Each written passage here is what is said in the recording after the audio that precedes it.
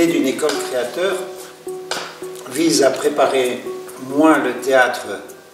tel qu'il est, le théâtre conventionnel, qu'à se mettre en disposition de recherche pour pouvoir peut-être inventer, se préparer au théâtre, non pas tel qu'il est, mais tel qu'il pourrait être. Mais aussi être dans cette curiosité, dans cet élan pour aller à la rencontre d'autres cultures, d'autres modes de création, ce qui permet en retour de pouvoir peut-être évaluer quels sont ses savoir-faire, mais aussi ses habitudes, ses stéréotypes, peut-être se libérer d'un corps socialement guidé pour découvrir de nouveaux territoires,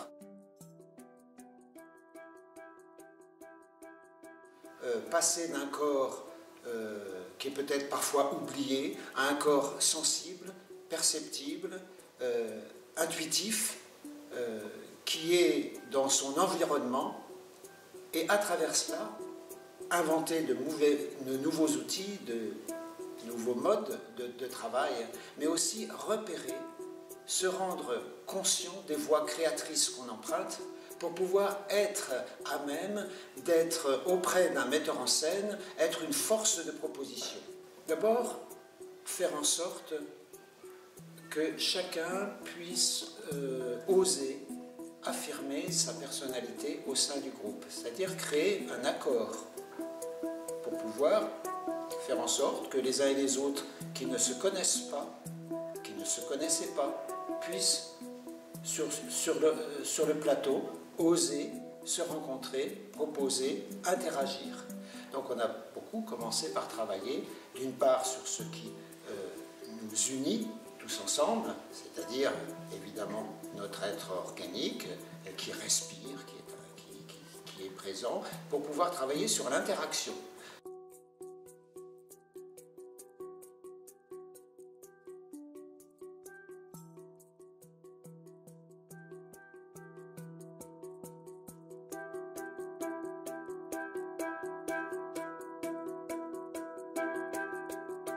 Notre démarche, c'est de pouvoir faire en sorte que les acteurs, les actrices osent pleinement exprimer, élargir toutes leurs potentialités, et notamment les potentialités qu'ils ont de s'exprimer avec leur corps. Sortir des codes sociaux, de ces interdits qu'on s'impose ou qui nous sont imposés, pour pouvoir être dans un esprit d'ouverture, d'éveil sensoriel et corporel.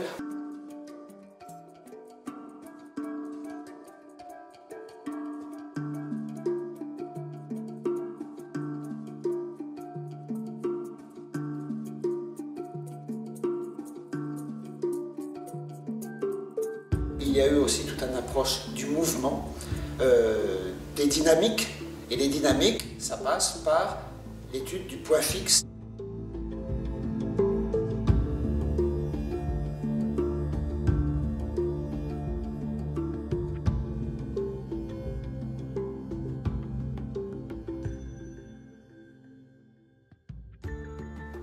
Alors la sophrologie, c'est quelque chose qui est très contemporain, qui a été mis en place par M. Caicedo, qui est un Colombien, un psychiatre colombien qui, après avoir fait des expériences malheureuses en psychiatrie avec les électrochocs, est parti à la découverte du monde et notamment à la découverte des gens éclairés. Il est allé explorer le monde des yogis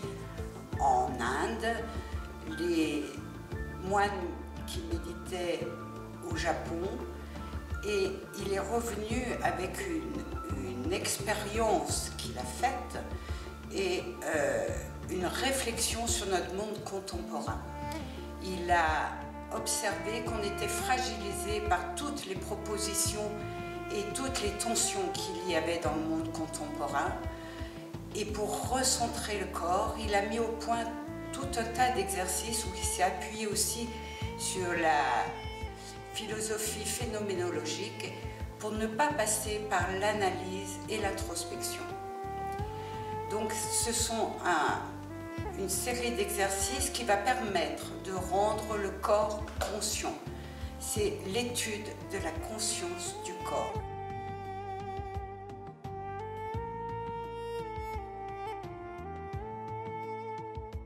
La sophrologie se met en amont de l'acte créateur, comme le travail corporel. Il est important pour moi qu'un acteur sente son corps vivant, sensible et apprenne à bouger consciemment avec son corps. Et ça, c'est très important. Et aussi le travail du chant. Une fois qu'on connaît bien son souffle, le travail du chant devient extrêmement libérateur, créatif. Voilà, donc avec Jean-François, nous avons réfléchi pour trouver un passage pour que l'acteur, dans sa personne, prenne conscience de façon sensible de son corps, qui parte à cette découverte, à la découverte de la respiration comme élément existentiel à la vie, pour éveiller ses sensations vivantes et prendre confiance en lui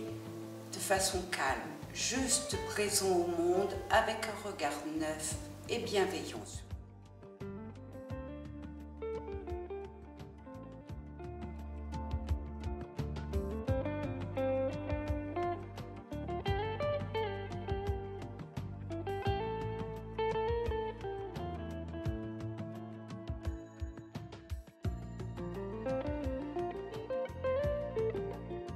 Pointer où sont les tensions dynamiques avec lesquelles on va pouvoir composer. Quelles sont les forces en présence? Ce peut être des forces dynamiques dans l'espace, dans le temps, le travail du rythme, du tempo, mais aussi évidemment dans les situations, repérer les situations, où sont les conflits, quels sont les moteurs de jeu, quel processus on va développer à travers le repérage de l'événement initial, de l'événement principal, quel est le conflit et quels sont les objectifs de chacun.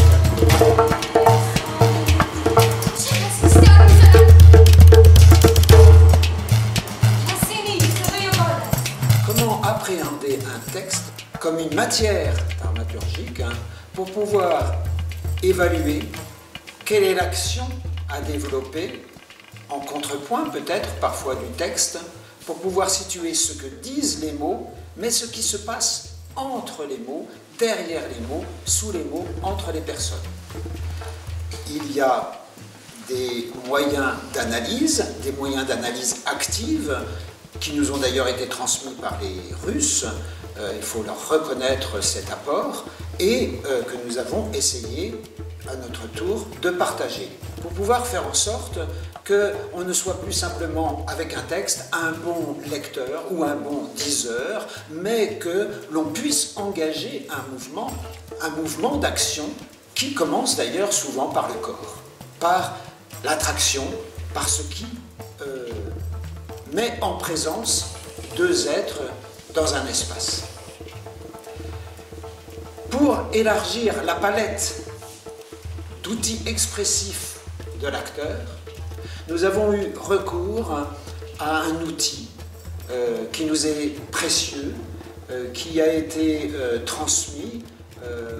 par une culture très très éloignée des nôtres, qui est la culture ici balinaise, puisque nous avons proposé de travailler avec différents masques de topeng balinais, que ce soit les masques de princes et de princesses, pour aller chercher vraiment la subtilité, la délicatesse, c'est-à-dire pouvoir exprimer le moindre chose à travers le petit doigt, à travers ce qui se passe, le déplacement d'un genou, le pivot, le bascule d'un poids du corps sur un autre, de manière extrêmement sensible. Les masques ne sont pas faits forcément pour être ensuite utilisés sur scène, mais comme des moyens pour pouvoir ouvrir des palettes émotionnelles sensibles qui nous permettent aussi de nous rendre, de nous appuyer peut-être plus avant sur les dynamiques animales